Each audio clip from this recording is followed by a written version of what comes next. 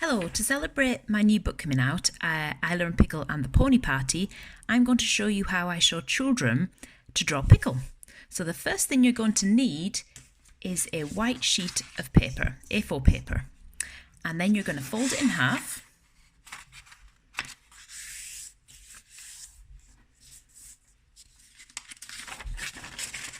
Then you're going to open it back out and you're going to do your drawing on this bottom half of the paper.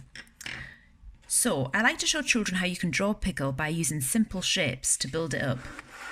The first thing we're going to do is start on Pickle's head, which is a bit of a boxy oval shape. Now, it's not important to get these shapes perfect because we're just going to use these as a basis for the next drawing. So Pickle will need something to attach his head to his body. So we're going to give Pickle a neck. And then his body I usually describe as a bit like a rounded triangle. So coming down to his bum and then his tummy there. And then of course Pickle loves to run about, so he'll need 4 legs. Now sometimes the children just do 4 rectangles. I like to show them how a horse's leg has a few different joints. So I usually use 3 actually, like this, and then down to the hooves, and then the same for the one behind. And his back legs are usually a bit bigger, so we'll go to about there, and again coming down to his hoof there, and more boxy shape at the back. Okay, oh, and he'll need 2 ears, and I usually just put them in as little triangles. But there you can see we've got a basic shape of a horse, and it just helps us on the next stage putting in the details. So next you fold your paper over like this, okay, and you should be able to see Pickle coming through the paper there. I think I can see him more clearly here.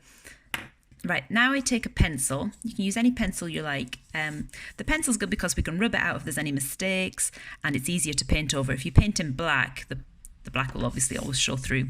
So the first thing I like to start with Pickle is his front fringe, his quiff, because he has quite a substantial one. So I would come all the way up and around at the front, and then it usually comes down because it always goes over his eye a little bit like this. Okay, big quiff. And then Pickle is always a happy pony actually, so I would give, when I do his front of his snout, I would come up like this into a smile, and then his jaw would come in there. Now Pickle will need some nostrils because he loves to smell carrots, his favourite food. So we'll put that in there. And of course, he has lovely big eyes. So we'll pop his eye in there. Now I'm going to leave the neck for a second. I'll come back to it in a minute. Instead, I'm going to trace his big tummy from all those carrots and his front back leg. And now I just usually put in a few more details. So I'll come around here. I'll leave this bit here because we'll leave it for the tail. I'll just put in the hoof, and I'll put in the back leg here, and the front leg, don't forget his knees, coming down to the hoof again. Okay, and then we go up a bit for this neck, and we can get the back front leg in. Okay, now we can do his back, coming around to his bum. And now it's time to put the hair in, because Pickle he's notorious for having lots of unruly hair. So we'll start it here. You can go wild with the hair actually, as much hair as you like. Depending on what Pickle's been doing, his hair goes from being a little bit unkept to absolutely crazy.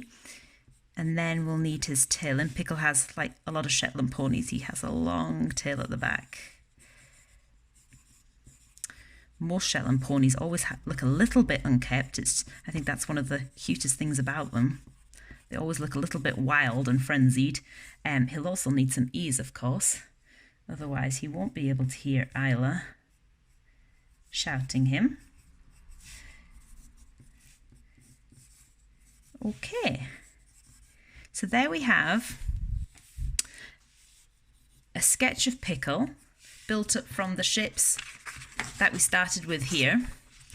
And in the next video, I'll show you how I paint Pickle and build up all these lovely textures that you can see here. So I'll do that in part 2.